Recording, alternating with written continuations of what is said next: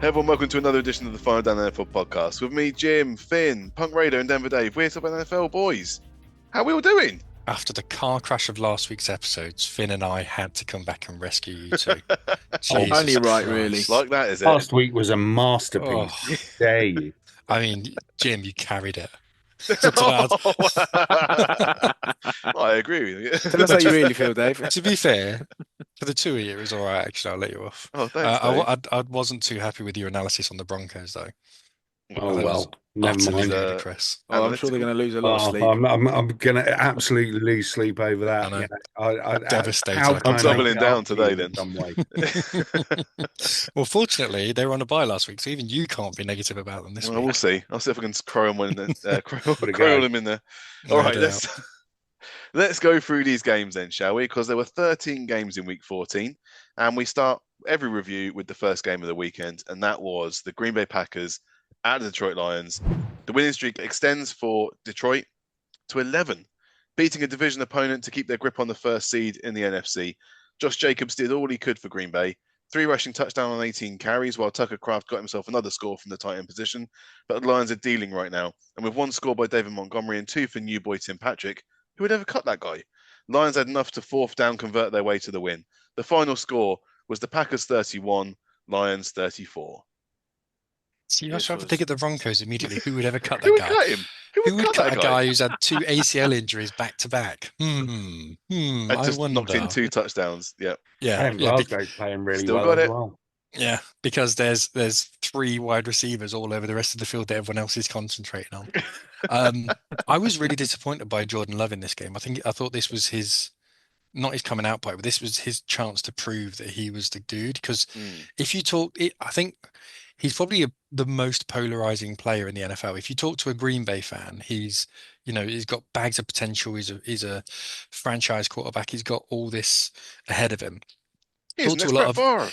Yeah, you talk to a lot of other fans of other teams, and I think it's quite split. Some people say he's a bum. Some people say he's got bags of potential. Some people say he's great. It's difficult to know what he is. Mm. And other than the sort of big chunk plays at the end of the game, it was pretty ordinary, pretty rubbish. I mean, the Lions came out of this. It was not difficult for the Lions, this game. It was not too difficult. I think the Lions came out of it uh, with a plum. I don't think it was that difficult. It was a three-point game, but it was more than that. The Lions, I think, were in control all the way through. I'll be honest. I think the Packers D line really were the ones keeping Yeah. the minute. It wasn't so much what the offense was doing for Green Bay. I think the Lions, yeah, I think they always had that extra gear to go up to if they needed to, but it never really felt like they were in danger. So yeah, no, I mean, yeah, I think we also need to shout out the Lions defense a little bit because they are so underhanded at the minute with injuries and everything else that's going on. They're literally pulling guys off the street to play, and they still managed to get enough pressure on Love to make him uncomfortable and Still waiting for my call. play badly. But well, yeah, As are we. exactly. Yeah, strap those knee braces on. Yeah. But I it's could do yeah, one play, but what a play it would be. Boy, would it be good. I think the most interesting thing for me is that in the NFC North generally, unless they're beating each other, I think these teams have only lost 3 games outside of their division Yeah. all Good stat. season.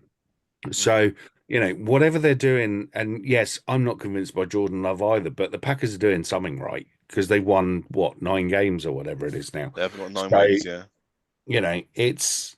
it's a strange one. It's a strange one. It really is because the Packers can look lively as anything, but as soon as they play in the division, they just look weak, to be honest. Yeah, I saw someone on I think YouTube the other day, and they were describing Jordan Love as a bit of a Dak Prescott, who absolutely dominate poor teams, but when he comes up against the big teams, he'll just suffer a bit. I think it's a bit harsh. I think he's better than Dak, if I'm honest. But what did help him in this game is them not really utilizing Jalen Reed. I think Jalen Reed is sneakily one of the better wide receivers in the league. He's been absolutely incredible this year, and he wasn't targeted at least. He had nothing in this game. I think the thing with this game is the scoreline looks deceiving. Yeah. You think, Packers have run close there, but in reality, like the chaps have said, the Lions had other gears they could have gone to had they needed to. And it's sort of becoming part of the Lions' DNA is this aggressive play calling as well. I think they went for it on fourth down on 5 occasions. Yeah. And it just shows, at some point it probably will come round and bite them in the arse. But whilst it doesn't, it's showing the belief that the coaching squad have in the team, and also that the team have in themselves, that they know that they can go for it and a lot of times will convert. So I think, a dominating performance from the Lions, and they just sort of seem to be sort of pulling away as and when they need to. But Do you want to know still something? staying conservative Do you want to know as something well. amazing? Go on. So fourth down efficiency for the Lions, attempts 5, conversions 4. Yeah. Third down efficiency for the Packers, attempts 5, same amount as fourth downs for the Lions, conversion 1. Yeah. So they're significantly difference. better on fourth down. I mean, if you look at the stats as well, so as I'm a stats nerd and analyst, on third down, the Lions were 7 of 15. Okay, so in total there were 8 that they didn't convert. Of those 8, they went for it 5 times. Now, Yeah. they were successful on 4 of those. So what that effectively means is they were 11 of 15 converting third downs. I mean, 4 of them they converted on fourth down, but they're 11 of 15. Now, Moving the chains, as yeah. actual proportion completing in a division game, that is incredible. That is absolutely It's how they incredible. dominate as well, And the because fact- it allows them Yeah. to keep drives alive. It allows them to keep was- the ball and the clock running. And I was just about to say the clock, 36 minutes to 23. exactly, exactly So, that. yeah. Unbelievable. And it demoralizes the defense, doesn't it? If Yeah. you can stop someone on third and you get them to 3rd and 1, 3rd and 2, but just knowing these buggers are going for it on fourth down and there's a good chance they're going to make it as well, you're like, Yeah. It's just the extra. You can't have that joy that you stopped them on third down. You just can't. It permeates everything. Forget the analytics nerds. I think there's a good reason for going for fourth down more often than not if you're close enough. It to make it worth depends it. because there's some teams, I mean, in this game, the Green Bay third downs were often 3rd and long, Yeah. whereas the 3rd and 4th downs for the Lions were 3rd and short. So not all third downs are created equal. Like I said, if it's But- worth it. But Yeah. the Lions get themselves in that position. That's not luck. They Yeah. get themselves there. Yeah, exactly. It's designed that way. I know what they're doing. Even the Lions ain't going for 4th and 9. It's just not happening. Yeah. Don't want to labour the point, but I think you're right about Jordan Love. They've definitely got him on a snap count for plays. I think they've realised that they can't trust him to launch the ball around because he does love an interception. He had 12 completions in this game. He's 30th in completions over the last 4 games amongst all quarterbacks. Wait till in- next weekend, Jordan. Yeah. in big games, I agree. I think if they're going out and they're playing just a bang average team, I think they'll just let him loose and say, right. He still throws picks though. Yeah, no, I agree. But And they're bad mean- ones as well. Not even tight window throws like Baker Mayfield's doing. It's just I mean, most Packers Launch it quarterbacks down have the field. thrown quarterbacks early in their career, have thrown interceptions early in their career. It's just what they do. let's move on. I don't want to talk about these teams anymore. Let's go to Sunday and let's go for the Panthers at the Eagles. Philadelphia tie a franchise record 9 straight wins with a win over the 3-10 Carolina Panthers. Saquon Barkley gets 124 rushing yards, breaking the Eagles' single-season rushing record. Everyone happy, right? Well, the mood after the game looked more like a loss as the Panthers ended the first half with the lead and were a bobbled pass away from taking an L to the Panthers team that looks nothing like the dumpster fire it was at the start of the season. The whole offense looked competent now for Carolina. The one crushing bit of news was that second-round rookie Jonathan Brooks was ruled out again after tearing his ACL in just his 3rd game back after missing the start of the season with the same issue. The final score was the Panthers 16, Eagles 22. Eagles shouldn't have won this. They shouldn't have won it. I'm gutted for Leggett. That looked so close to being a catch. Just he went off the turf and just juggled the Yeah. ball in there. He dropped it. It was a poor drop. He should have secured it. I think it's a bit harsh. No. If that's a Broncos wide receiver or a Raiders wide receiver, you're going, that's rubbish. He should have caught that. No, I'm having not. it. He No, I'm absolutely. not. I get he's a rookie. He's a 1st-round rookie. I think he was 1st round. One of my boys. But he should. You expect him to secure that. I'm sorry. Yeah. And Well, in that position as well, that's why you pick a wide receiver in the 1st round. he'd been rocked earlier in the game. True Be story. surprised if he was still Mm. holding some True story. carryover But from then- that. But then if he's not fit to go out there, don't send him out. Also true. You try telling them that, Dave. I think They're with all of warriors. this- Just did. I'll tell you what. To their face. Our WhatsApp canal is. How does that sound? Do that. Yeah, do that. I still think though that the this is a win for the Panthers. I don't care what the scoreline is. I Yeah, don't care. absolutely. This is a win for the Panthers. Bryce Young looks really good. Forget Mm. about the stats. Don't care about the stats. His protection, by the way, is garbage. His offensive line is utter bilge, and he still looks decent. Yes, But they all looked better they though. protected him in this game. Yeah, look Yeah. better. But he's still not good. I mean, the amount Yeah, of no, it's pressures, not. the amount of pressures he was having against him, the amount of times he was having to move in the pocket from people coming at him, just because he wasn't sacked a huge amount doesn't mean to say the protection was good. It really wasn't. I think he might have had a power play in this game. I know we're not doing them this week, unfortunately, but I think there was a power play with on 3rd and 9 with 2:47 left in the game. Final drive, he's in his own end zone. He almost got taken down for a safety, but he managed to wriggle out the tackle and launch, what was it, 31 yards down the field to Leggett for a first Mhm. down to keep that drive going. Average. It's an average play. It's not a bad Is play. this your way in, Jim? I Of think just that's- making I'm your just own power saying. plays? I think He he's, was. he's just starting to come up with the zone now, isn't he? He's He gonna is, yeah, start it's just- sliding them into the reviews, and just before subtly we know it, plant them. Well, there's no power plays There's this no week, power but plays we this have week. we no, have got there are no something. power plays this week. So We have got You've got to something make your own. before stay the tuned, though, because there will before be something interesting instead. yeah Mhm. before the audience rejoice. We got something Oh. going on. Ooh. Oh, Ooh, you- suspense You're a is spicy little building. madam, aren't you, tonight? Yeah, I know. Away for a week and look at him. Okay. I had no one to have a pop at. I just sat there berating Refreshed my after his bye 4-year-old week, son for he 5 saved all minutes. that venom and bile up, and now he needs to unleash it. Been pure Yeah. planning for Talking this. of venom and bile, we better talk about the Eagles and the stink coming out of that locker room after the game. AJ Brown was not a happy bunny, despite Not. catching 4 passes on 4 targets for about 40 odd yards, which was the team high, by the way, for that game. He was not happy with what had happened. The fans weren't happy with Jalen Hurts for not slinging the ball. Crimea River.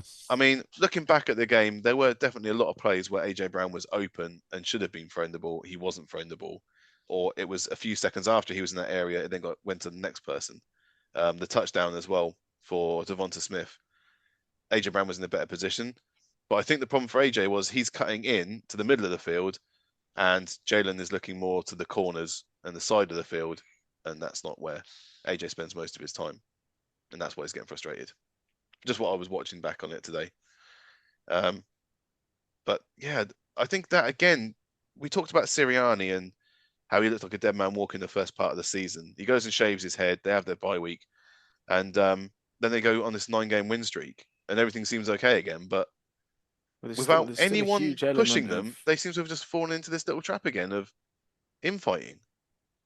There's that, Well, and they're still relying on talent to pull them out of games.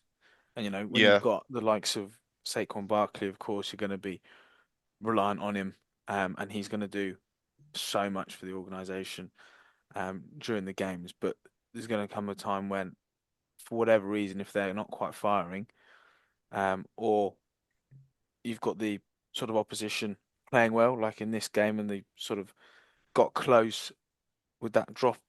What was it, sort of 2 yards or whatever? If that comes through, it's a completely different ball game. So eventually, it's going to catch up. But Yeah. whilst they're winning, they're not going to have too many complaints. AJ Brown's just doing that diva receiver thing that they all do if they Mhm. don't think they're getting the ball enough. Brandon Graham went on some podcast this week and said that him and Hertz used to be mates and aren't really talking anymore. So, they've had a little bit of a falling out and this, that, and the other. That if the Eagles are stupid enough to let this whole thing implode their season, then more fool them. I don't see it being an issue. I think, next game coming up, they'll just target AJ Brown 3 or 4 times early in the first quarter and keep him quiet, and that'll be it. It'll be move on time. Yeah. But yeah, it's interesting that the Eagles are finding ways to derail themselves Well, again. I think it's all context though, isn't it? Because we used to see the Patriots when they were, at their pomp, constantly arguing between them on the sideline, screaming at each other, and everyone would say it's just passion, it's how much they care. how much of it's that, and how much of it is just having a bunch of Stefan Diggs in your changing room? It's difficult to know, because you don't want a changing room who's unhappy, who's quiet and meek when nothing's happening. We've all had that when, well, maybe not Jim, because the Steelers have been good for a while, but when your team's been garbage and you see everyone on the sideline just not really caring, you want players screaming and shouting at each other. How much of it's that, and how much of it is just being a bunch of prima donnas? But I think mean, you're it was right, Tom. always easy for me because I just blamed Derek Carr. I don't do that anymore. So, It's a true story. I would say the difference between like the Patriots would be that, okay, they might shout on the sidelines. They would not be allowed to say anything to the media after the game. Belichick would Maybe. not allow them to stand in the locker room and say anything about the fellow players. That was locked down. If there's Whereas one thing Nick Sirianni isn't, though, it's Bill Belichick. he certainly is not. He's been accused of being many things in the past. Yeah. Let's move on then to the next game. Let's do the Jets at the Dolphins. Miami get their 9th straight home win over the Jets, but it took taking the game to overtime as the Jets looked like a team that had nothing to lose, because they do in fact have nothing to lose. The Dolphins could still squeak into the playoffs, and Tyreek Hill is back on form just in time for the fantasy playoffs. 10 catches for 115 yards and a touchdown. It was also Tua's third in a row over 300 passing yards. Talking of which, Aaron Rodgers finally shook off that rather funny stat by finally throwing over 300 yards for the first time in 34 games. But when Malik Washington's kick return got the Dolphins the bump they needed to tie the game in regulation, the Jets wouldn't touch the ball again, as Tua hit Johnny Smith repeatedly for a game-winning score. The final score after overtime was the Jets 26, Dolphins 32. That's 34 games, considering he missed an entire season. So the last time they threw 300 yards must have been like 2021. Yeah, it was 2021. Jesus. And this was Rodgers' best game I've seen him play in a Jets shirt. By far. Yeah, they were still no good. I think Miami made him look made the game look a bit closer than it needed to be. This is the reason no one's buying into Miami, because they're not doing what they did last year and just accelerating away from teams. They kind of let teams back into them. It might be the Fangio effect. We've just spoken about the Eagles. The Eagles now have Fangio and they're shutting teams out, and Dolphins aren't. I think the Dolphins as well. I feel like they forgot that they're in sort of this situation where now they've got to win if they want any chance of playoffs. There just seemed to be a sort of a lack of urgency, and we know we've seen it in the past of this fast, high-powered offense. And they did grow into the game. Don't get me wrong, but then the defense just let the Jets right back into it, and they were fortunate that it was the Jets. And ironically, even after the Jets had their best game on offense, they still couldn't get a win. So I think if that was a different game, or if that was in New York, I think that would be a completely different scoreline as well. So yeah, Dolphins they seem to have pieces and they seem to put things together, but there's not enough on both sides of the ball to really make me go, yeah, they're going to do well and sort of go deep in the playoffs. They lost too many pieces on defense. That defense last year, you could see they were building something that was starting to look quite good and would complement that offense. But this season, that defense has been woeful. And the fact that, they lost two of so many games earlier in the season, regardless, you need your defense to step up in those situations, and they just aren't capable of doing it. If the Dolphins do sneak into the playoffs, they're going to be one and done.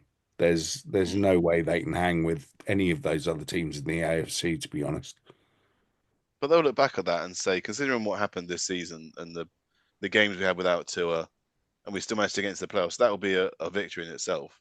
If they manage to come second in the AFC East. Yeah, but when you look at where they were last season, you would look at that and say, well, you need to push on. But then they let Wilkins go. They let Van Ginkel go. They've had the problem with Tua.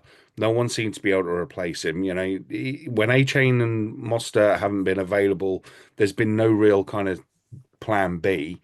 They struggled to get the ball to Tyreek Hill until this week. So it just feels like they are not bigger than the sum of their parts, and they are just an awful lot of parts.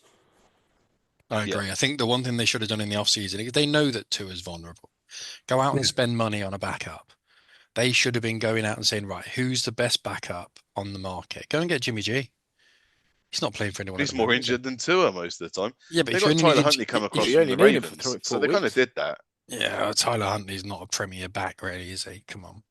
But Well, if you it took them 2 weeks to get him up to speed as well. Yeah, yeah, they used Skylar if Thompson before that. you only need someone to play maybe 4 or 5 games a season, no, someone like someone like Jimmy G isn't a bad option, but just go and get someone who's better than Skylar. What is it, Skylar Skylar Thompson? Thompson. I mean, come on, you're better than that. And Tyler Huntley's not someone, whoever the backup is in Miami, you are going to have to play games every season, every single season. So go and get the best backup. Go and get Jameis. Oh Why not? God. It would have made sense. If you say to Jameis, Punk, you're Jameis, right? And I say to you, forget about all the crazy thoughts that are running through your head if you're Jameis. But if you're Jameis, I say to you, where do you want to live? Cleveland or Miami? That's all I have to say to Yeah, you. exactly. That's it. Exactly. Hey, do you I know know what? where I'm By the going. way, I give you the same amount of money. I'm not going to give you a single pay rise. Florida state tax. There's a 10% pay increase straight away. Come down to He Miami, knows all son. about Florida. Don't worry about that. Yeah, damn right it does. Let's move on. Well done to Miami for getting that win in the end. Let's do the Falcons at the Vikings. Welcome back to Minnesota, Kirk Cousins. Eager to show his ex-team what they're missing, and he went off. 344 passing yards and 2 interceptions. While on the other side, Sam Darnold was only throwing 5 touchdowns and not even 1 interception. I mean, come on, Sam. Both Justin Jefferson and Jordan Addison had over 130 receiving yards and 5 touchdowns between them. It was an accurate final score then of the Falcons 21, Vikings 42. I mean, the Falcons stayed in it until Yeah. the end. Yeah, into the And fourth then quarter. And then they just found the self-destruct button and went, yeah, we're going to press this, actually, because this seems like it would be a I mean, great idea. they were hovering over that button for most of the game, in fairness. yeah. But at least on the scoreline, they weren't anywhere near it until the Yeah. fourth. I mean, the Falcons just, I think the secondary, I mean, some of the clips, I The genuinely have Orford. Just no words of what happened. the awful. That might get a mention later on. I mean, it needs a whole pod, I think. we really are at the point now where I'm starting to think that actually the Falcons did the right thing in drafting Penix. Said last week. Cousins, yeah, I know, but Cousins is just falling off a cliff And quickly. very quick. So Cousins is 0-8 in terms of TDs and touchdowns in his last 4 games. Yeah. He's threw the ball 37 times, was only sacked once for a 6-yard loss. So it's not as though he was under any significant pressure. And he still threw it like Jeremy Beadle with pins and needles in his hands. His sure everyone stats for knows the that season, reference. his stats for the season now are 17 touchdowns and 15 interceptions, which is already the most interceptions in his entire career. His passer rating is the second lowest, and that was his lowest being his second season with Washington anyway, when he was a young pup. The last time he threw a touchdown was on the 2nd of November. Now, to put that into context, that's 3 days before the US election, and that feels like ages ago. Kirk Cousins is toast. But it must be a mental thing rather than physical, because we were worried about the Achilles, and he rattled off, was it 6 wins for the Falcons before this stretch? And it's not as if it was the bye week that did it. He had lost 2 games before the bye week. Was he outdone by Penix in training? Was there something that's happened that's just gone, oh, that's just snapped the confidence that he had? I don't know.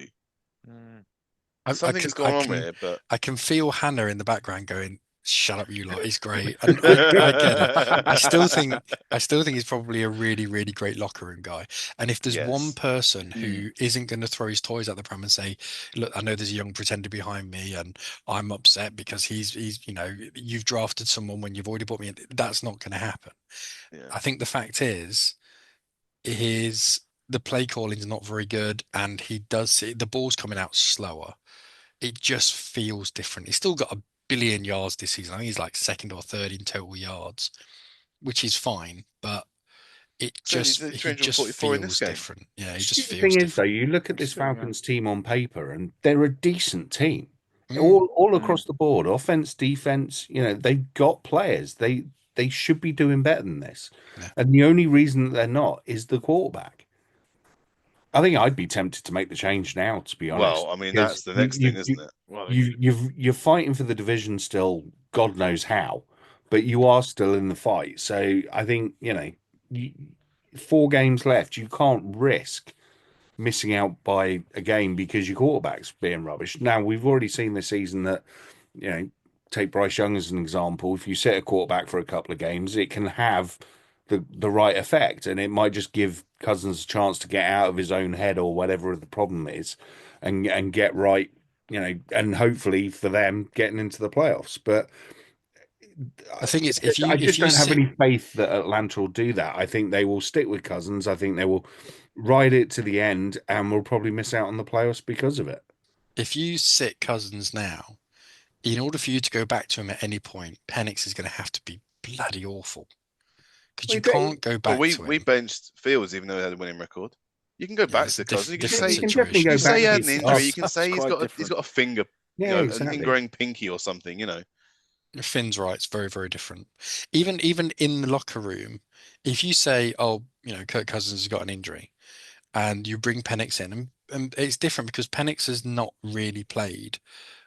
Whereas Cousins whereas Russell Wilson hadn't played and Cousins has. It wasn't though Russell Wilson came in at the beginning of the season, was terrible. Fields came in, then you dropped him back to bring. It's a different situation. If you're the guy you've drafted eighth overall, why is a quarterback allowed to have this funky, really terrible form for 4 or 5 games and tank your season? Because when anyone at any other position, you'd sit him. You'd bench him, you bring someone else in. They brought him in. It's not a problem. Just bring someone else in for a couple of games, then come back again. Agree. If he's a linebacker, he's getting benched, but he's not. Yeah. He's a quarterback in the zone. It's the key position. Yeah. I think you drafted Penix at 8. Right. It's not a 5th round pick. This is number 8 overall. No, but so there's a pressure there, and there's a belief that you think he's good enough to start. I think what probably happened is they appeased Kirk Cousins by saying, "Don't worry, you're getting the full season." Well, maybe. And let's not be funny as well. Kirk Cousins has a no trade clause, so he can really screw them over and just say, "No, you're paying me forever," and really do them over. So they don't. He doesn't have to. If he says to them, "Look, you said you give me the whole season. I want the whole season," they just have to accept it and just move on, because otherwise he can really, really do them over. And because the way it carries on at the moment, I don't think he's carrying on for the rest of the season. I think he'll probably retire. He has shades of Matt Ryan and Phil Rivers when they're at the Colts. That's kind of what it feels like. Never seen the quarterback retire mid-season though. No, I'm not saying he'll retire mid-season. I'm saying he'll retire when he comes to the end of the year, and basically waive the no trade clause that he's got by retiring. Otherwise, we'll just hang on and just take tons and tons of money off them. I'd go for door number 2 if I was Scott Cousins. We'll leave it there. Let's go on to the next game. Let's do Cleveland at Pittsburgh. No snow to save you this time, Cleveland. The Steelers were unfazed by an early touchdown to Jerry Jeudy as a rare Jameis Winston interception kick-started the Steelers scoring. A Najee Harris run and 2 catches by Van Jefferson and Pat Freiermuth were more than enough to ease away from the now 3-10 Cleveland Browns. Missing 2 field goals either side of half-time didn't help the Browns' cause, and the consolation score by David Njoku didn't get the Browns over the hump of not having won a regular season game in Pittsburgh since Tim Couch was the quarterback in 2003. Final score was the Browns 14, Steelers 27. I got nothing. Revenge game. Browns collapsed. What was it they did? They went 7-3 up and then gave up 24 straight points. Yes. Basically turned around and bent over for you. Well done. Hope you're happy. We had them in all 3 phases. Special teams. We were taking punts away from them. We were sacking him. Everything. I feel nauseous hearing you talking about how great all the Steelers 3 are. phrases. All 3 I mean, at the end of the day, it is only the Browns. Yeah. I wouldn't. The division rival. Bets are off. Even the Broncos beat the Browns. Even the Raiders beat the Browns. Did you beat the Browns? We beat the Browns and the Ravens. I think the 4 of us could. You played the Ravens. You beat the Ravens. How have I deleted that from my memory? How have I deleted that from your memory that you beat the Ravens? We got stuffed by the Ravens. Yeah, it was week 2. That's why you don't remember it. Bloody hell. Fair play. Yeah, and it was week 4 that you beat the Browns. Anyway, great win. Waiting for you guys to chip in at how good it was. Yeah, it was amazing. It was amazing. Yeah, I think you won the Super Bowl now. I thought you played absolutely phenomenally. I've never seen as good of a performance. I reckon you should re-sign Russell Wilson on a 22-year, $400 million deal. More money. Long-term contract, more money. Dave, are you willing to pay most of his salary again? Because it'd be great if you could. Sure, hey man, we'd pay anything Thanks. just not to have him in the building. Yeah, well, good luck with that. Yeah. Fine. It's worked Fine. out well for us. It's worked out very well for us as well. Do you enjoy all that praise, Jim? It was That was lovely. great, Yeah. wasn't it? Yeah, that'd be my There's, scrapbook. there's plenty more where it came from as well, if you like. Well, I'd We'll see how rather it goes share a next few weeks. sleeping bag with an adder than give the Steelers any unnecessary praise. I know, but it's necessary this time. No, it was. You played well, in fairness. Thank You did what you needed to do. Got out of there. No injuries, no frills. It was exactly what you. It's what you expect from And the without Steelers. George in Pickens fairness. as well. He's questionable for this week as well. So He's rubbish. That's why. yeah, absolutely. Let's move on to the next game. Let's do the Raiders at the Bucks. Chalk up a 9th straight loss now for the Raiders.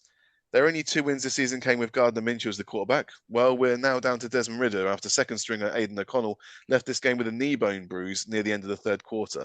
To be fair to Ridder, he completed most of his throws and didn't turn the ball over. But the Bucks smelt the blood in the water in second of the day touchdowns for Rashad White and Jalen McMillan, so the Bucks pull away in the fourth quarter. The final score was the Raiders 13, Bucks 28. Good team beats bad team, pretty much. Look, Aidan O'Connell's fine. This offense isn't great. The play calling is not great. We haven't got a run game to speak of. The defense is piling up injuries now as well. It's just suck for as long as you can, get a nice high draft pick, and away we go. I think the reason your defense is getting injured is because they're playing so many plays. Yeah, Pure no, and it simple. absolutely is. Yeah, Doesn't help. absolutely is. We can't sustain drives, so we can't help them out at all. As soon as Tampa are 14-0 up at the end of the first quarter, that's it, game over. So it's it is what it is. It's a good team beating a bad team. We need that quarterback in. We need something. We need some help. So The chemistry in this game was, well, not the chemistry, the balance in this game was good team beating bad team, as you say. If you swap the quarterbacks and you put Baker Mayfield on the Raiders, it's good team beating bad team again. The Yeah, difference I is the agree. quarterback. Yeah, absolutely, I agree. I think that there are. I'm being probably not overly negative, but Sincere McCormick's come in and done a job as a running back. Pulled him off the practice squad 2 weeks ago, and he's done all right, to be fair. But yeah, no, you're absolutely spot on. Without a quarterback, you can't do anything. The receivers are not bad. We've got Brock Bowers, who genuinely should be the offensive all right. rookie of the year. He's done all You know, right. He's the offensive rookie. He's had a couple of good moments. He's Yeah, not a and- quarterback. He won't win it. Exactly. But everyone knows in their hearts that he should win it. He's the best tight end in the league. He's the best tight end. He's in the Forget top rookie. of all receivers, and he's a rookie. Mm. It's insane how good that boy is. It's But generational what he's doing. if he had a half decent quarterback throwing to him, imagine what his numbers would Lord be. of mercy. Yeah, exactly. So, but no, look, Luckily, we'll never have to worry about that. this was always going to be a pretty much a gimme for Tampa. I just Bay. got what Jim said there. That's rough. I didn't, that wasn't He it. went, luckily, we're never going to have to worry about that. That's Well, awful. we'll see. We'll see. That Who knows almost went what under the can radar. happen. Almost. Got to pay more Yeah. attention. Tampa Bay are hunting down Atlanta. They've got the smell of blood in the water, so Mhm. they know there's a playoff spot available for them. And they're still the only team to have beaten the Lions, so maybe they're the Lions' kryptonite. Who knows? That was like week 2 as well, wasn't it? Yeah, something like that. Big thing for them's having Mike Evans back. Oh, 'Cause he massively. gives their offense like multiple dimensions. Well, it also means that you've got to pull 2 defenders onto him because he's just that good that you have to double him more often than not. So just by the very nature of it, I can't remember the rookie receiver for the Bucks, McMillan, was it, or Yeah, something? Jalen McMillan. Yeah, he played well as well, but then he had the space and time to do it because Evans is back on the field and firing on all cylinders. So Mhm. yeah, not too downhearted by it. Gives us, where are we now? Top of the draft list. You are. Yeah, There we you're go. ahead of the Giants. Beautiful. So we've actually we're fulfilling our plan for the season. It's going to be so Raiders for you guys to draft Ashton Genty in it. It's so Absolutely. Raiders. Number 1 overall. There you go. Get in. Oh, dear. Let's Who's the move best But- on. plays both ways, offense and defense? But Travis Hunter. Travis Hunter. Yeah, Travis And Hunter, he'll be the one that we'll pick up. he plays for my Colorado Buffs as well. It depends on what you guys do in free agency, because you got £1 billion to spend in Yeah, free yeah. agency. No, You go out and get a quarterback more like, money than I don't know, Kirk Sam Cousins. Darnold, maybe. who knows? Who knows? I honestly reckon you might end up having the first overall pick, shop it to someone else, and pick up a Possibly. king's ransom. So Possibly. Who knows? mm, That's all in the future. My crystal ball doesn't go that far. polish your balls a bit more. Yeah. Exactly. Dull balls. Anyway, let's go on to the next game. Let's do the Seahawks at the Cardinals. Arizona got punched in the mouth early in this one, and it was the Cardinals doing the self-harm. After Kyler had thrown a beautiful touchdown on the opening drive, he got picked on the next 2 drives. The Seahawks fully capitalized with a touchdown catch for Jackson Smith-Njigba, then the first of 2 rushing scores for Zach Charbonnet, who ended with 197 scrimmage yards, as this game was effectively over by half-time. Cardinals got 1 touchdown back in the second half, thanks to James Conner, but it's now 7 wins in a row for Seattle over Arizona. Final score was the Seahawks 30, Cardinals 18. Did you see that a brewery stroke winery in Seattle have renamed one of their wines a Chardonnay, which is actually, it genuinely does sound like a wine. As soon as I heard that, I went, Chardonnay. Charbonnet. That's my fancy name this year. I've called it Vintage Charbonnet. Oh, nice. I like that. See, telling the Took me- future already. Took me hours to think / find, but This was a bunch of adults beating a young team. That's what it felt like. Especially the defense. I think the Seattle Seahawks defense is back a bit, because they made it easy for the offense, put them in good positions, but the offense converted short third downs and made easy play of it. I think it was a really good performance. Best we've seen from Seattle in a while. I'd agree. I think the talk throughout last week would have been looking at the division. Cards are, well, obviously dropped down to third now, but it was sort of for a moment between us and the Cards. So it would have been a sort of a conversation, right, boys, get out there, go after them, go hard, win the game, and we get a firm grip on this division, and then it's in our fate. Which I think we did exactly that. I think Gino, when he doesn't have to force it, he plays well, and we win the game. The problem is when he starts trying to force it, he then starts he forgets what he's doing and just throws Some of stupid that in passes. recent weeks has been, though, a bit of play calling, because your rushing offense was so good in this game that, as soon as they put a man in the box, you threw it over their head. As soon as they took the man out of the box, you ran it. It was I simple. think it's all, yeah. I think it's all slowly starting to sort of click together. And I think in that we saw a few weeks ago with Smith-Njigba, when Metcalf was injured, came out and went, right, I'm gonna have a big day here. This was exactly the same with Charbonnet with Kenneth Walker out. He went, right, okay, our RB1's out, so I'm gonna step up, make things happen. He was phenomenal. The O-line gave him the protection, gave him the space to work, gave Gino time and space to work as well, No sacks on Gino this week. which is surprising because our O-line normally lets anyone through. Just got to ask them nicely. But yeah, going back to your point, Dave, I think the big thing with the defense is the reshuffle during the bye week is slowly starting to pay off.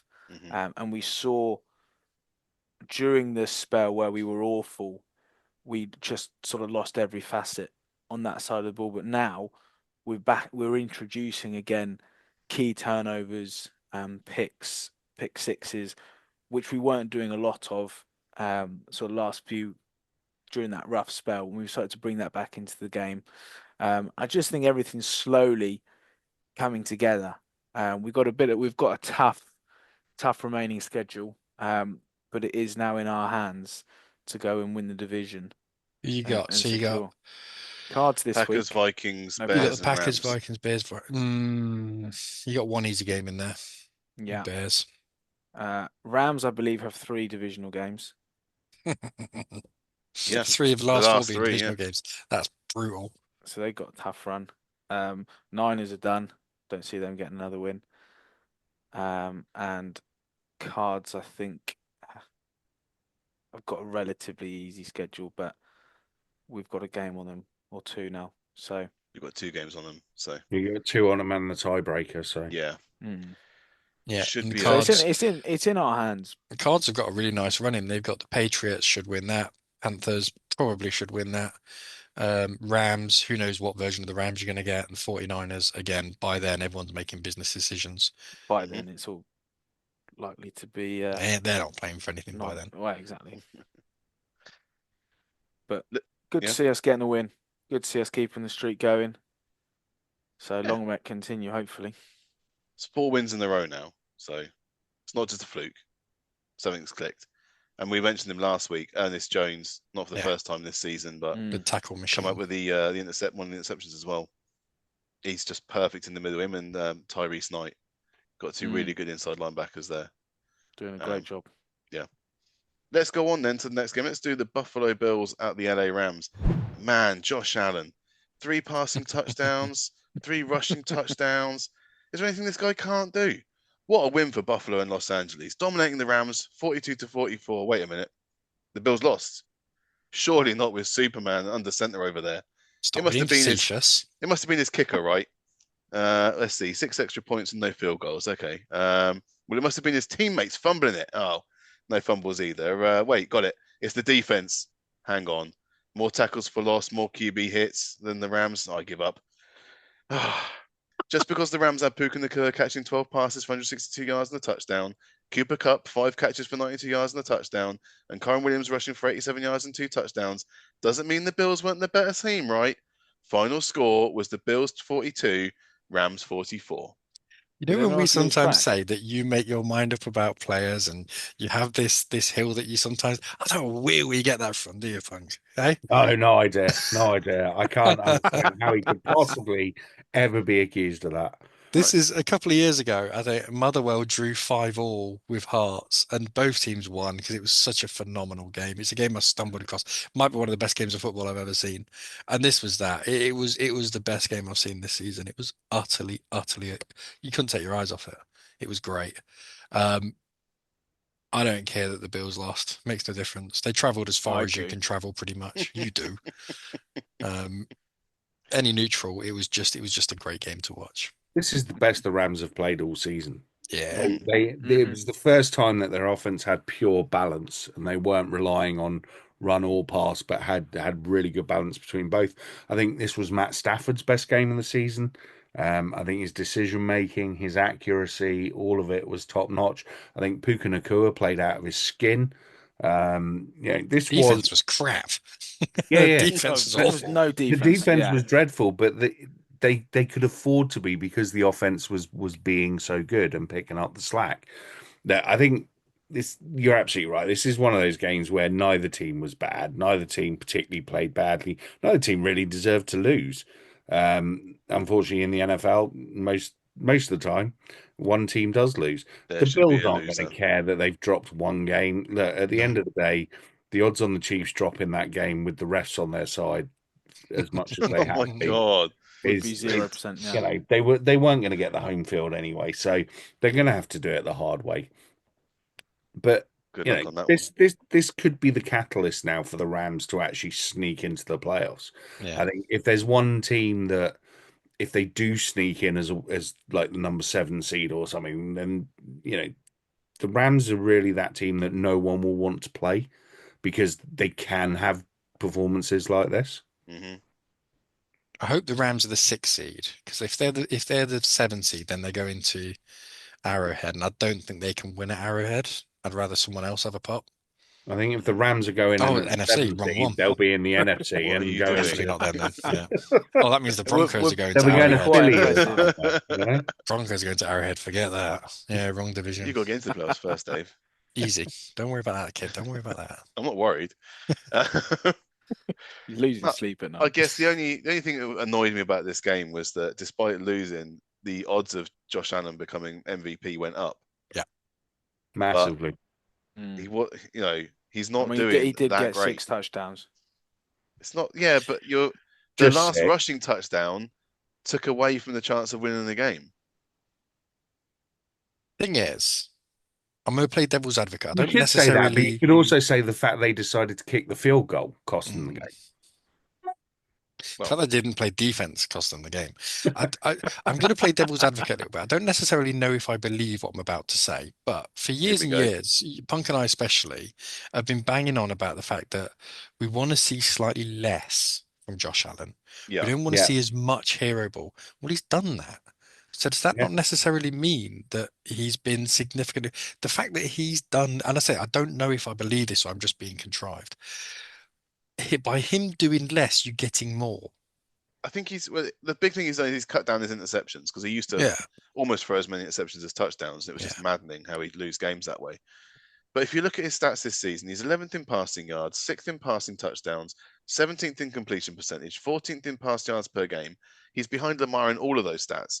Now, I don't think Lamar should get MVP either, but you can't look at him and go, oh, well, he's clearly the best player in the game. Yes, he is invaluable to the Bills, but they're still not winning all the games. And he's not doing anything, like he's not at the top of any stat tree. Yeah, but it's not necessarily all about stats. It's also about how you lead the team. Are you the one that can put the team on your shoulders and keep them going in the right direction? Look, previously, a lot of the hero ball, I think, was down to Stephon Diggs complaining that, oh, you've got to throw me the ball even if I'm triple covered. So, I think agree. Josh at that point maybe wasn't mature enough to go, actually, no, for the good of the team, we need to do X, Y, Z. Whereas now I think without having that big diva receiver, I think it's made him a better quarterback because he's looking at more a more balanced spread of the ball. So he's not necessarily trying to hit one player all the time. He's trying to take the open player. He's not, he's changing plays into run plays when he should because he's not feeling that pressure of, oh no, I've got to make sure that this goes 40 yards, I think he is a better player. I think, Dave, you're absolutely right. We have been asking for it for years, and I think we're starting to get it. Whether he's the MVP or not this year, I personally would give it to Saquon. I think Saquon coming off that knee injury, I know it was a couple of years ago now, and just, let's be honest, if anyone had an inkling that Saquon was going to do what he was doing this year, the Giants would never let him go. No. Absolutely not. They But or there would have been a whole load of other teams coming in for him at the same time. There weren't. It isn't. No one saw this. Now, whether I could be argued that Saquon's comeback player of the year, maybe, although I personally think that would be Sam Darnold. But I just from what they've done for their team, when you look at where the Eagles were at the start of the season after the implosion at the end of last year, I think even for the first 3 or 4 weeks, we were all saying, is there still a hangover there? They're not playing particularly well. And then, like Samson, reverse Samson, Sirianni shaves his head, and all of a sudden the Eagles become this juggernaut, but let's discount Saquon because running backs don't get it. So based on the fact that running backs They have don't had it get before. running backs MVP, do get it every it was 10 a- years or so, and it's been a it was a long time long since we time had ago. one. Long So, time, about time. it probably is about time. And If he gets to let's be 2,000 honest, yards, if come the end of the season, you've got Josh and Lamar neck and neck kind of in most of the stats, then you save the argument and you give it to Saquon because no one's going to argue with that. No one's going to argue that, Saquon Barkley hasn't meant more to the Eagles than Lamar Jackson. But or then when Derrick Henry was at the Titans, he got over 2,000 yards and he meant more to the Titans than anyone. I agree. I absolutely Should have agree. got it that And year this as is well. where the NFL is a bit of a Yeah, fallacy. but didn't. But the difference is that the Philadelphia Eagles play in the NFC East. Yeah. So there are a lot more eyeballs on Philadelphia than there are on It's true. Tennessee. And he's And doing more shit like successful than the Titans as well. he's doing shit like jumping over players backwards as well. The only Yeah, other point to that'll do it. say Yeah. about Josh Allen is the fact that he is playing on a team which, by the way, a lot of people were down on, you three included. So, Jim, you didn't Yeah. have them making the playoffs. No. Punk, you had them finishing third. Finn, Yep. you had them finishing second and squeezing into the playoffs. I'm just checking my sheet now. So they're not a team who a lot of people thought, okay, they are going to be a really, really good side. It's only this idiot here who thought they might. Well, that's the only thing I got right, by the way. Everything else I was wrong on. But that they I think they're not the Bills that we've seen from previous teams, and what No, he they're has not. done, it needs to be definitely. respected. And Is it that- MVP? I Yeah. don't know.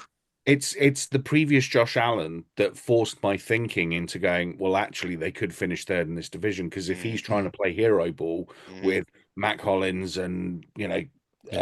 his other receivers, then Shakir. Shakir Shakir. He and didn't even have Amari Cooper at that do you point. know what I mean? It to me, that just made up for 20 interceptions and 14 Yeah. touchdowns. Mhm. So Which is, and it's not me. It's not but me Josh saying Allen- I'm right, you're wrong. It's the fact no, that no, no. that means he deserves credit for not being Yes, that quarterback. exactly. That's exactly where I'm going with it. And Yeah.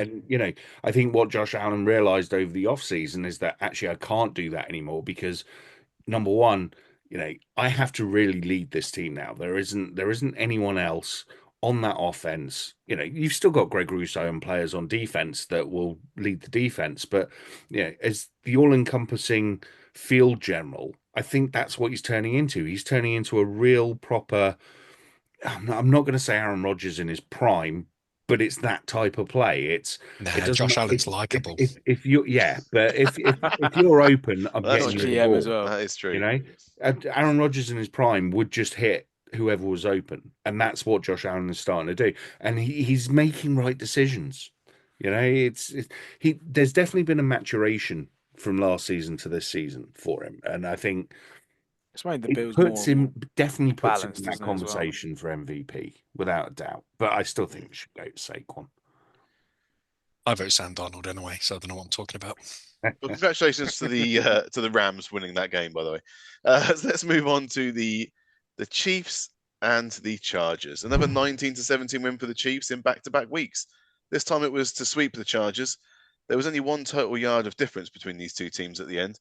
But even with everyone's least favourite kicker, Harrison Butker, injured for the game, technically third-string kicker Matthew Wright was on hand to make all 4 of his field goals to clinch Kansas another division title, their 9th straight, and their 15th straight win in a one-score game over the last 2 seasons. At the end of the day, the better you get, the luckier you seem to be. Who wants to congratulate them first then, guys? I Ben. like their new jersey, the old black and white stripes. Yeah. Looks really good, actually. I just got that. I've got nothing on this because Chiefs won't play well, and then all of a sudden they'll come up with a late drive that puts up a point, puts up enough points to just scrape the win, and then they go, "Thanks very much."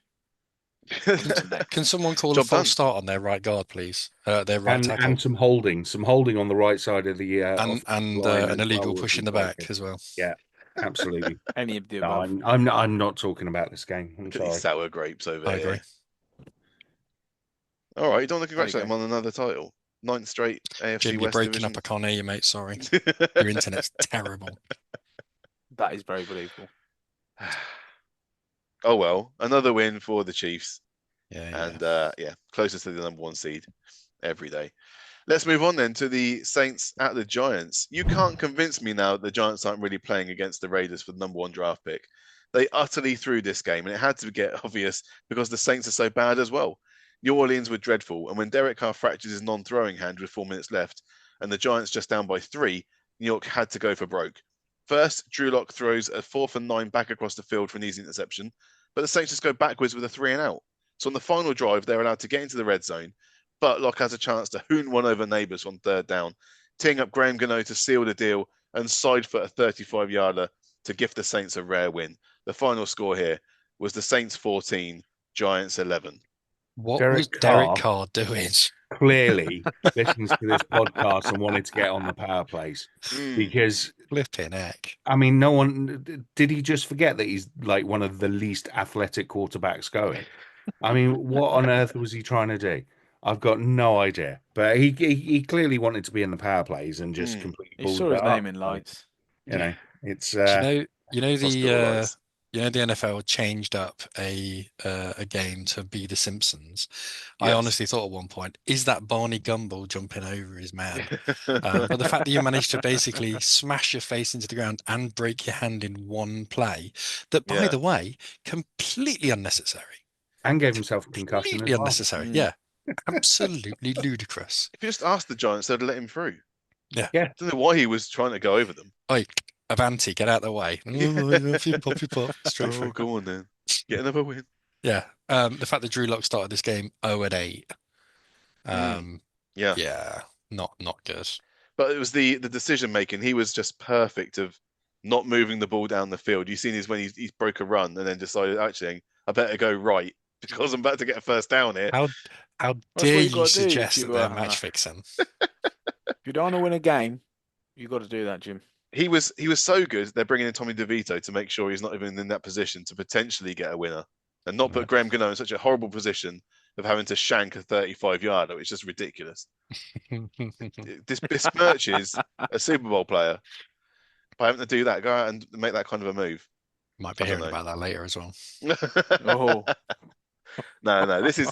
This is the difference. Do you remember? I could fucking bring up the Simpsons, but remember that the baseball game where they bring in a ringer. Yeah, the bring in Giants. multiple ringers. The Giants are good enough to be bad. I think that's what it is. Whereas the Raiders are just bad, and they're trying. It's the complete opposite thing. It's like, oh, one of these two teams is going to finish with 2 wins. But again, with the the Giants want to finish with 2 wins. with the Giants, if you put Baker Mayfield, I'm sorry to pick on Baker Mayfield, but he happened to be the example we used for the Raiders. You put Baker on this Giants team, they're decent. That defense is solid. Yeah, you can't allow a win right now. Would bench it. No, I mean just generally. If you put Baker in this Giants team, they got Neighbors is I mean, you could do with a new tight end. I'm not gonna lie. They're a decent side. I don't think they're a million miles away. Over under next season is going to be really interesting. Let's go on to the next game. Let's do Jacksonville, Tennessee. Apparently, a game was played between the Jags and the Titans. Jags won thanks to a Tanks Bigsby rushing touchdown. Mac Jones had 2 picks and 0 passing scores, but his team won. Will Levis could have won it for the Titans, but overthrew Nick Westbrook-Akine, and Tony Pollard got 102 rushing yards, but not the yard that counted. Final score was the Jags 10, Titans 6. And that's enough said about that. Great summary. Let's go on to the next one. I wrote it going, why am I writing so much about this game? No one cares. No. Let's do... An awful lot of prep went into that one, didn't it, Jim? No, thankfully How long did you spend on that one? Too long. We've got to move on. The Bears at the 49ers. No interim head coach bounce. No threat at all in the first half from the Bears, whose offensive line allowed Caleb to be sacked into oblivion. We've all seen the 9 yards in the first half stat, but the defense was just letting everything through, especially George Kittle, who seemed to have had a cloaking device, the way he was allowed to pluck in balls and take them into the end zone. The Bears made a weak Niners team look like Super Bowl ready. Lord help Caleb, who was on track to have the most sacks in the NFL season of anyone ever. Final score was the Bears 13, 49ers 38.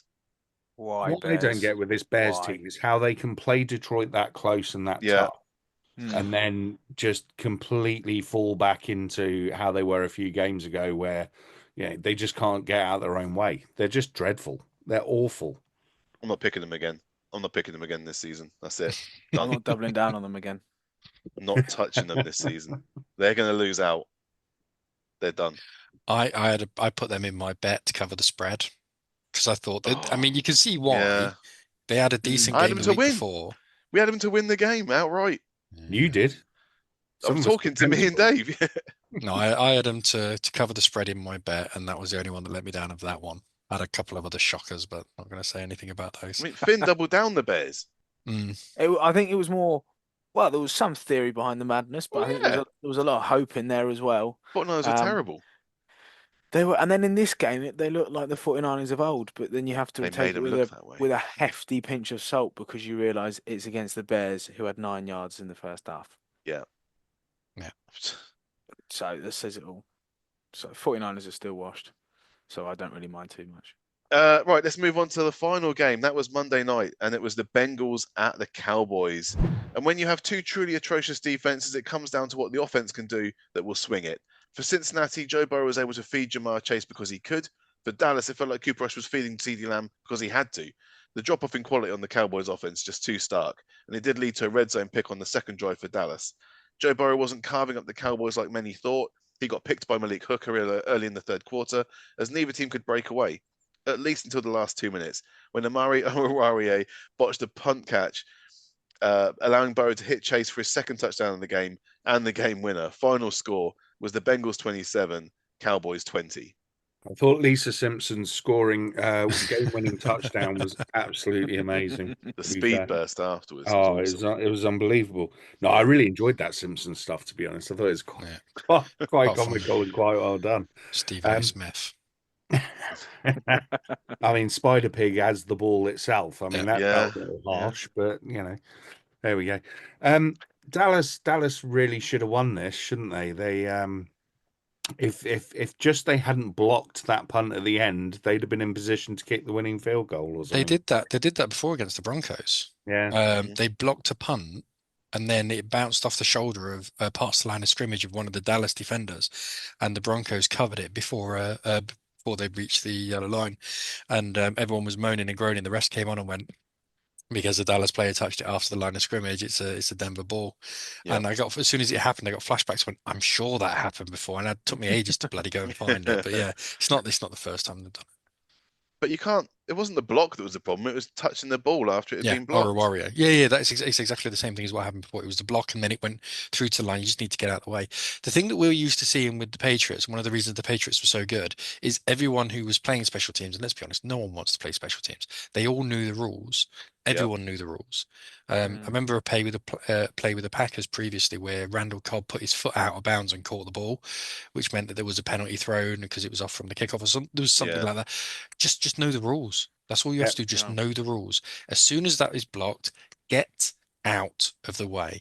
Always amazes me how many players don't know rules and don't know overtime rules and all the rest of it. You'd think by now they'd have learned. So then, of course, the crypt keeper comes out and they have to get interviewed straight after the game saying we shouldn't be blocking punts anymore. I'm like, Jerry, please, just Micah Parsons stormed Did you off hear- down the Did you hear the Joe he was Buck, gone, wasn't by he? the way? Joe Buck said that the Cowboys should be on Monday Night Football every night, every week, every Monday. every week, every Monday, because they are the NFL. They to the NFL are what Ferrari are to F1. So He's been stood underachieving next to and going Troy Aikman for backwards. too long. He's been stood next to Troy Aikman for so long. He's just osmosis has just set in. Yeah. Sorry, Joe. I'm sure it was osmosis or dementia, to be honest. Buck's been doing it for 25 years at least, hasn't he? I mean, he's Oh, pretty yeah. good. He's pretty good, but I don't agree with him on that one. There were some good as- stats in this game. I mean, Jamar Chase, 14 catches, 177 yards and 2 touchdowns. He had CeeDee an Lamb, alright day, 6 didn't of he? 7 for 93 yards and a touchdown. Rico Dowdle, 18 carries for 131 yards for Dallas. There were some good plays there. I mean, the heartbreaking news was DeMarvion Overshown. He suffered a tear to his ACL, MCL, and PCL in his right knee, and is scheduled to have surgery this week. There's a chance he misses all of next season with that injury. It's that serious that Horror. they're not hopeful for even next season. And Who is he? What position does he play? linebacker, Linebacker. He got pick six. third round the pick. week. He was awesome. The Good game he luck was to him. playing, but yeah, horrific injury. Long recovery, that. Yeah, hopefully he makes a full one, but you never know when something like that is just That's life-changing. Yeah. How So- me gone, isn't it? yeah. But there we go. Those were the games for week 14. No, this part I'd usually chuck over for a power play, but Punk's not been Ooh. able to do them this week. Been No, far it's- too busy. I'm on strike this week. I thought you were on a buy. Yeah, I am. it's your- Well, I think it's, you lot take a buy and actually disappear entirely. I just take a buy by You've not done doing every the week, power haven't play you? for a week. yeah. Just So it's my made every turn this week? week. I think he's made every week. Week one I missed because I was Yeah. on holiday still. But Oh, that's an early I've buy been to every have. week. That's an early That's buy. So To be fair, it's not Finn's on had several of your buys for the past few years. So I think I just make up for it. Finn's definitely used my allocation. That's all it is. Just looking after Daddy Punk.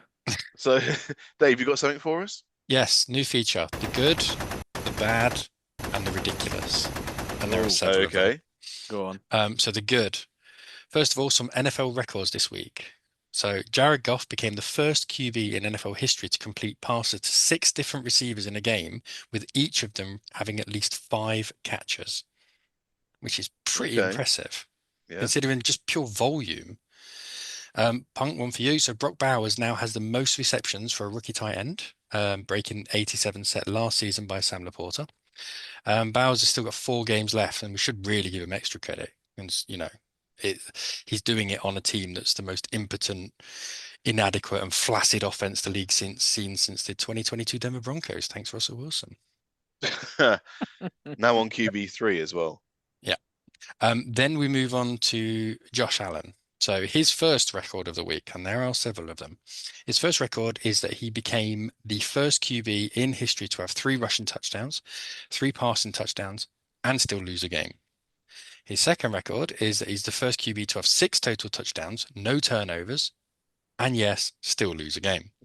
And his third and final record is he broke the NFL fantasy He top lost. score for quarterbacks with the most points in a game at 51.88, which coincidentally would still not have been enough for me to win my fantasy matchup this week. So, Yeah. Yeah, Jamar Chase harking won that back, for me. I got murdered. Harking back to one of Punk's features. So we've got hat trick heroes, the Josh brothers, Allen and Jacobs, both for getting 3 rushing touchdowns. Jordan Addison for 3 receiving touchdowns while grabbing 133 yards, and Yetur Gross-Matos sacking Caleb Williams 3 times for San Francisco. So well done, your hat trick heroes. Nice. So the bad, I enjoyed writing the bad. There's a few goods to come. I enjoyed writing the bad. So the NFL, as we know, is a game of stats. Now, there's a million ways in which you know and you can discover that your team are bad. However, the ultimate measure of suckiness is how much your own fans can't be bothered to watch you. So tickets for the Saints and Giants games at MetLife on the day of the game were on sale on Ticketmaster for $2. Now, what? $2. What? I'm not Oh, joking. no That way. is Now, brutal. it's worth remembering that New York historically is the biggest market for American sports. Now, for seats behind the end zone, this is the premier place. For seats behind the end zone on the lower level, you could buy a ticket for as little as $15. Now, to put that into context, if you were to buy a ticket for this week, and I've done this, I haven't bought the ticket, I went on to have a look. If you buy a ticket behind the goal at Lincoln Financial to watch the Eagles versus the Steelers, per seat this week, it will cost you $1,066, plus fees, of course, because, it's Ticketmaster. Yeah. So yeah, price is right as of the 11th of December. Terms and conditions apply. Also get details. There you go. $2 to go and watch That's an NFL crazy. game. It's more expensive to get a hot dog than Yeah. to sit in Yeah, the yeah. seat. Yeah, your beer and your hot dog costs more than your ticket. Parking at the It's Yeah, stadium. almost like being at parking. Wembley. It costs Yeah. more to get your car a seat outside than it does for you to get your bum in a seat in the stadium. Horrendous. That's all. $2. So now the good. Now I honestly believe that with this game, Sam Darnold has bought himself a significant contract next season. Maybe with the Vikings, maybe not. He's the first Vikings QB to score 5 touchdowns since Dante Culpepper in 2004. Dante Mhm. Culpepper's nearly 50, by the way. In the league, he's currently 6th in passing. He's only 100 yards behind the QB who's 3rd. He's 3rd in touchdowns, 3rd in passer rating. All this while sitting behind an offensive line that's given up the 3rd most sacks. So it's not as though he's got solid protection in front of him. On his current trajectory, he's on course to get 4,300 passing yards and 37 touchdowns. Now that's better than prior year MVPs have managed. So yeah, well done, Sam Darnold. Mhm. Mhm. Maybe he should be in the MVP conversation. Oh, let's keep going. Maybe. Here we So, go. The Strap in. bad, Dustin Hopkins. So he's missed 7 kicks since November the 10th. He's missed 4. He's missed kicks in 4 of his last 5 games, going 3 for 9 in that stretch, which means he is now the front runner for the NFL's Darwin Núñez Award for inaccuracy in front of goal. So well done, Dustin Hopkins. Yeah. Back to the good again. So back to Meadowlands for the Giants versus the Saints. There So There we was go. with nothing 8 good in there. You're Surely. going there. Oh no, there was. With 8 seconds to go left in the 4th quarter, your team is trying a 35-yard field goal to tie the game. Defensive tackle Brian Brise jumps his bulky 6'5" frame and 305 pounds over the blocking line to get his giant mitt in front of the ball and block a field goal from the Scottish slugger Graham Gano. Amazing play, but in my eyes, he'll always be Clemson Bellend. So well done to him. To be fair, that would have made the power plays. It would have. That block would But definitely. he's Clemson, so what do you want me to do? Anytime you can get a body that big jumping over people, it's always worth a. But you know, worth a- Gano kicked it into the hands, not the hand into the. No. the ball, Jim, right? Oh, the big Jim, that paw ruins the grabbed narrative. ball. He was aiming it at the hand. Glass isn't always half, Jim. Now the ridiculous. So the fan who rocked up at the Atlanta Falcons game wearing a jersey that said Penis Junior on the back, and I'm not even joking, rather than Penix Junior. Even if it was done on purpose, you're still an idiot. Especially because he was wearing a Vikings bobble hat, which means he wasted money on a Falcons shirt, which made him look like a bit of a knob. So yeah, well done, son. Jim, if you can find the picture on Twitter, I might see if I can send it to you. All I'll right. put that up on thingy. Yeah. If you can find that, Jesus. The good. Now, a stat that Seattle Hannah will love. The New Jersey Jets have now missed the playoffs for 14 straight seasons, breaking the tie for the longest postseason famine in North American sports. Previously, the Buffalo Sabres were on 13, and this officially makes the Jets the Tottenham Hotspur of the NFL. Yeah, absolutely. Now, 14 years. I know, Has it right? been that long since we had Sanchez and Buck Rex fumble. Ryan? Yeah. I think so. Yeah, must Last be. one now. Feeling old. And this is the ugly play of the week. And we've already referenced it lightly, but I didn't say anything. So in the Falcons versus Vikings game, it's Minnesota's 3rd and 8, just inside their own half, scores 14-13, and Donald scrambles first to his left, then to his right, then throws the ball from his own 45-yard line. Now, D. Alford, bless him. He took a look over his right shoulder, took a look over his left shoulder before slamming into the ground, face planting. And Justin Jefferson, all that time, is meandering down the field, open as anything, catches the ball on the 7 and walks over the line. Now, this inept coverage, the inept coverage that the league hasn't seen since week 13 when Levi Wallace was meant to be covering Jerry Jeudy. Now, this was the point of the game where it was lost. So Minnesota went on to outscore Atlanta at this point 28-8. That was the key point right there. Yeah. And that's why they lost. One of the many reasons why they lost, in fact. And so you now, Dave, have to never again say that the Falcons have a good secondary. They have AJ Terrell, is what you really mean. Look, Yeah, But they don't have a good you secondary. can't blame the secondary for the fact that the cleats don't work. I can Yes. guarantee those No. cleats are in the bin. and They were bloody awful. They've been awful. AJ Terrell, another cleansing tosser. So just saying. Yeah, but they just Has don't to target it. There's no theme or No. love lost here, is Every there? time it cut back Absolutely to that game, they were like, okay, so AJ Terrell's on this guy, so they left Jefferson unmarked, basically, because he's on someone else. They just threw it straight at Jefferson. Yeah, but then it's the same mistake that the Broncos made in the Jerry Jeudy game, which I wasn't there for last week, is we didn't move Pat Satan with Jeudy. Every time Jeudy moved over, Satan should have moved over. They didn't do that with AJ Terrell. And even when AJ Terrell was on Justin Jefferson, I mean, they threw at Addison, and Addison got 1 billion yards. So they don't know. There's no good secondary in Atlanta. No, there's AJ Terrell. Yeah, but again, Clemson. There we go. Good, the bad, and the ugly. Thank you very much, Dave. Good, the bad, and the That was cool. ridiculous. I think. Oh, sorry, ridiculous. Oh, get it For right, copyright purposes, Yeah, the good, the copyright bad, and the purposes. ridiculous. Yeah. There you go. Crafty. Awesome. Is there anything else we got to do, boys, before we sign off? Nothing from me. Don't No. think so. I've spoken you're far good. too much in this podcast. No, I was one looking at wants other to people, hear Dave. any more from me. Excellent. So, guys, just make sure if you got this far that you're following us on social media sites, Blue Sky, for example. Also, patreon.com/final down. All of our stuff's on there. Sign up to become a member, get notifications of when we're dropping stuff, and show your support for the channel, obviously, and for us. Until next week, though, I've been Jim, that's been Finn, that's been Punk Red, that's been Never Dave. Thank you very much for listening.